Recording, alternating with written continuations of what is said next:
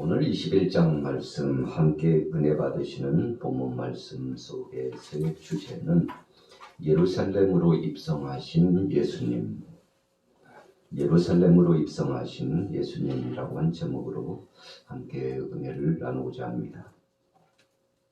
오늘 마태복음 21장은 두 단락으로 나누어서 전반부와 후반부를 나누어서 오늘과 내일 귀한 말씀을 상고해 보도록 하겠습니다.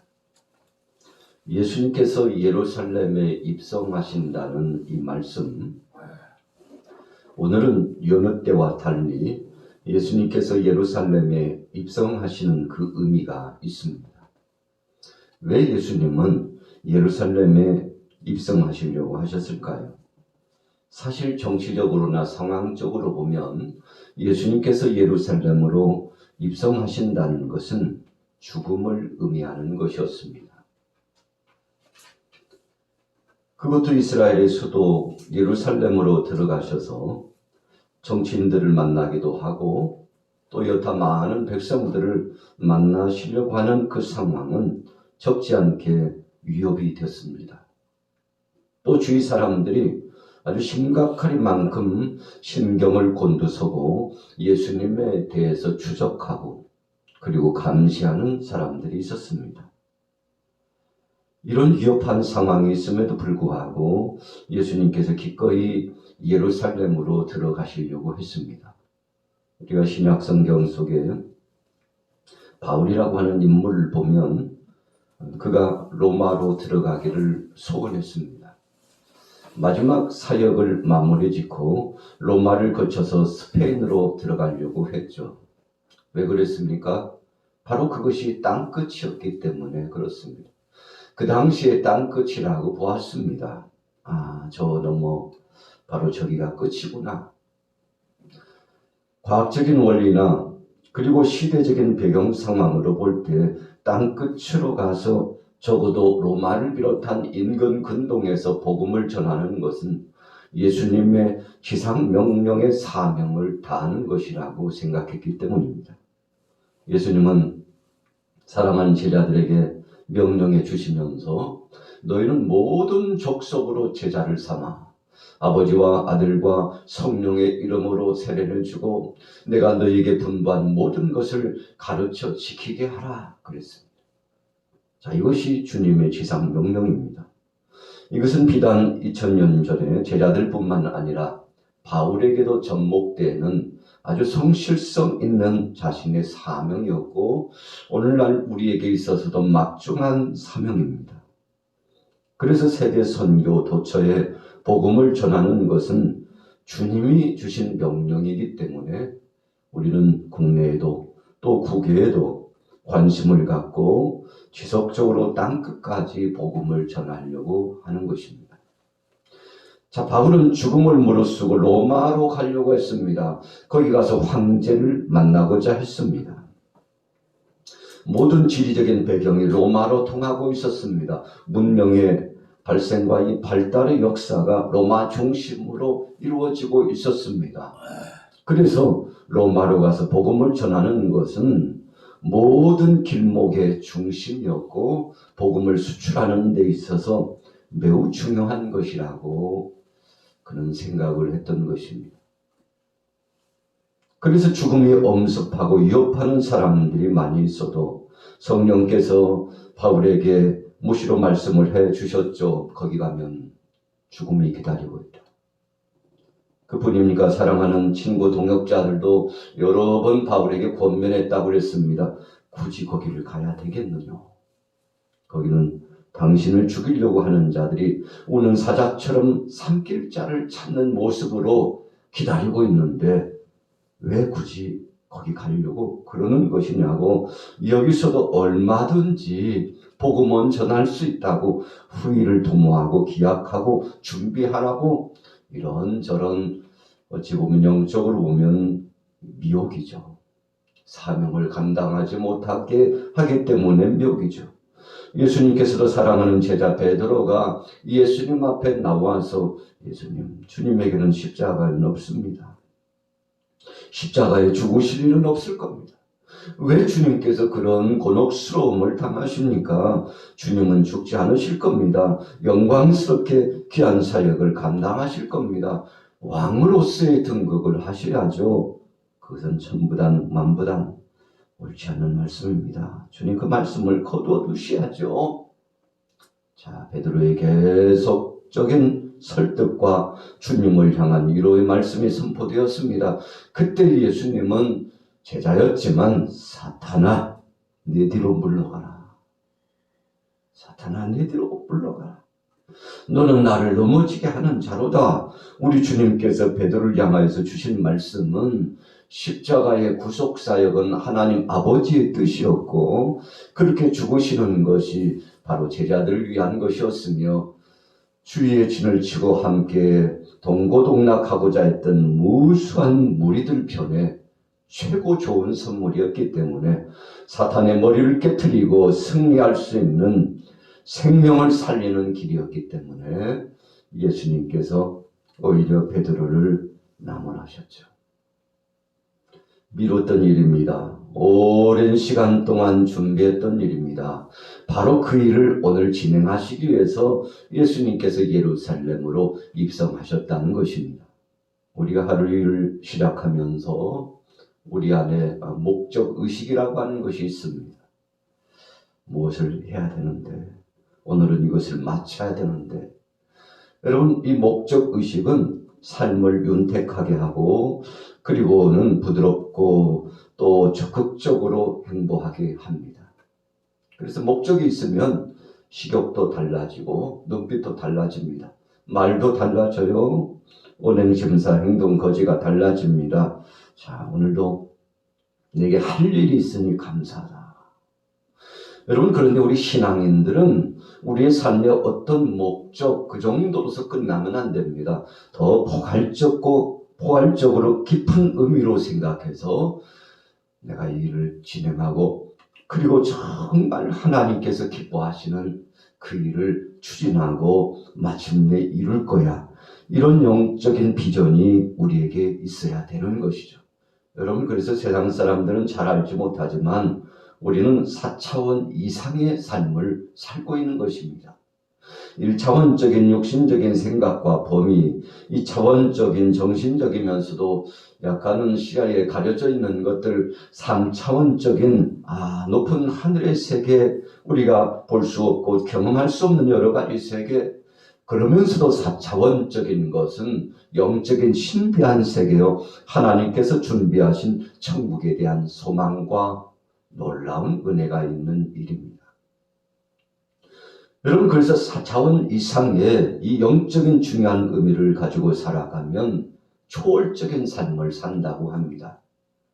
사람들이 가장 두려워하는 것은 죽음입니다. 부정하려고 해도 나는 아니라고 해도 천국 빨리 가면 좋지 말은 이렇게 해도 죽음 앞에 서면 사람이 약해지고 두려움이 있다는 것이죠.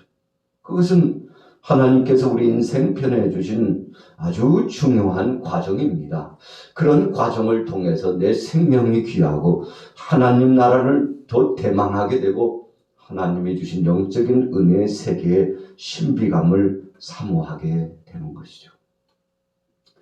그래서 4차원적인 은혜의 세계를 보는 사람은 죽음을 초월하는 삶을 삽니다. 죽음 같은 거 한 번 죽지 두 번 죽나? 그리고 이 땅에서 그것뿐이 아니야.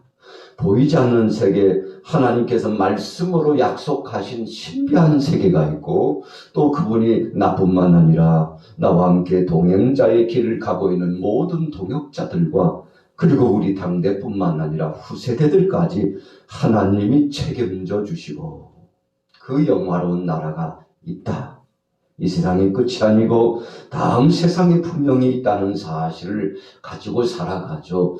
여러분 그래서 다른 삶을 이어지고 다른 삶을 살아가게 되는 것입니다. 그래서 우리 크리스찬들은 생각이 다릅니다. 오늘 저와 여러분들은 참 어찌 보면요 단잠을 자는 시간이죠. 새벽에 우리가 적어도 새벽 예배 나오려면 4시 후미 더 일찍 일어나는 분들은 3시가 좀 넘어가면 긴장감을 갖죠. 그런데 사람들이요, 2시에서부터 한 4시까지 가장 깊은 잠을 잔다고 그러지 않습니까? 그래서 그 깊은 잠을 깨운다는 것은 참 힘겨워요. 어떤 때는 피곤이 상접해오고, 야, 오늘 좀 쉬면 안 될까? 그런 유혹이 찾아오죠. 그런데 이겼네. 오늘 영적으로 승리하고 하나님이 주신 은혜의 선물을 안고서 이 땅에서 것뿐만 아니라 영화로운 하나님 나라의 것을 우리가 마음속에 사모하면서 바로 그것을 얻기 위해서 하나님 앞에 더 가까이 나아가기 위해서 오늘 이 새벽에 나왔지 않습니까? 여러분, 승리한 겁니다.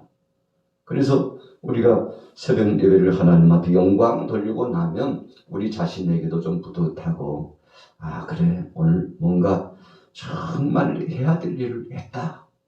손에는 잡히지 않고 아직 눈에도 잘 보이지 않지만 그래도 하나님이 역사하시는 그 놀라운 것이 있다.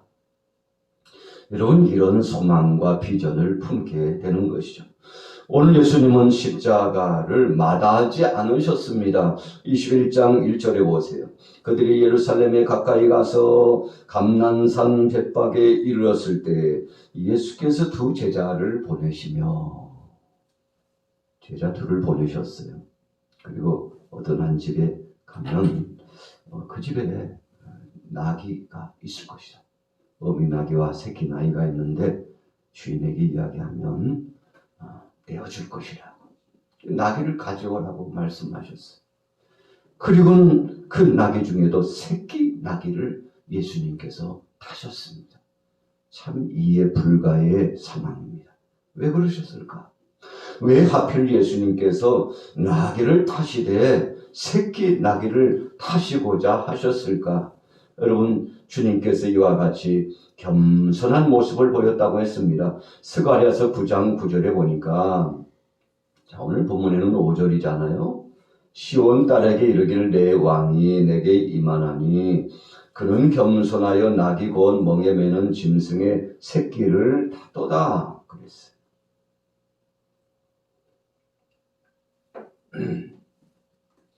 자, 나귀를 타셨는데 그것도 새끼를 타도다 하신 의미는 겸손의 왕으로, 평화의 왕으로 이 땅에 오신 것임을 스가랴서 9장 9절에 이미 예언의 말씀으로 약속해 주셨다 하는 것이죠. 그래서 예수님은 의도성이 있으셨습니다. 거대하고 힘 있는 말을 타고, 그것도 백마를 타고 들어가실 수도 있겠죠. 그래서 위험을 떨치고 그냥 들어가지 않고 그를 따르던 무리들을 동원해가지고요, 좀 폼나게 사람들을 소집해가지고, 그래도 내가 왕으로 이제 등극하게 될 텐데, 만왕의 왕인데 그냥 이렇게 갈 수는 없지, 내가 메시아인데 이런 초라한 모습으로 갈 수는 없지 하고 뭐 이런저런 것 많이 준비하실 수도 있었을 겁니다. 그러나 그러지 않으셨어요. 은밀하게 모든 일을 진행하셨습니다. 예수님께서 나귀를 타시고 들어가시게 될 때 주위 사람들이 깜짝 놀랐습니다. 주위가 소동했다고 했습니다. 10절에 보세요. 예수께서 예루살렘에 들어가시니 온 성이 소동하여 그랬습니다. 왜 소동하였습니까? 시끌벅적했다는 것입니다. 사람들의 관심이 지대했어요. 예수님이 예루살렘에 들어가시는 것에 대해서 상당 부분 이 당시에 분봉왕이었던 헤롯 왕에게도 보고가 되었을 겁니다. 심지어는 황제에게도 보고가 되었습니다. 총독에게도 보고가 되었을 것입니다. 왜 그런가요? 예수님은 주목의 대상이었어요. 관심 대상이었습니다. 저가 왜 저렇게 사람들과 더불어서 이렇게 인산인해를 이루고 앞잡이 노릇을 하느냐 궁금했을 겁니다. 사실 예수님께서 소집한 거 아니시지만 주님이 나귀를 타시고 들어가시는 모습을 보고 어디서부터 몰려왔는지 그 무수한 사람들이 예수님 앞에 다가오셨습니다. 왜 세상이 소동했습니까? 첫째는 이제 정말 예수님이 정치적인 왕으로 입성하시나 이렇게 생각해서 정치적인 입지를 가지고 있었던 정계 무수한 사람들은 예수님을 책잡기 위해서 아마 자신의 사병들까지도 동원했을지 모릅니다. 그리고는 주님을 감시했을 것입니다. 혹시라도 소요 사태가 일어날까봐 총독은 비상 상황을 선포했을지도 모릅니다. 그만큼 예수님에 대해서는 주목의 대상이었습니다. 적이 많았다는 것이죠. 정치적으로 왕을 비롯해서 분봉왕들도 또 로마의 황제도 그리고 지역에 관할하는 총독도 비상 상황이 선포되었어요. 예수님의 움직임은 사람들이 같이 움직였기 때문입니다. 저러다가 소요 사태라도 나면 내 자리가 한순간 빼앗기게 될 텐데. 그래서 상당 부분 천부장, 백부장들 또 총독들은 긴장감을 감추지 못했습니다. 그래서 백부장들은 수시로 군사를 이끌고 예수님이 움직이는 노선마다 함께 따라다녔습니다. 그뿐입니까? 제사장들은 어땠고요? 제사장들도 사람들을 심어놓고 꾸준히 예수님에 대한 보고서를 받았습니다.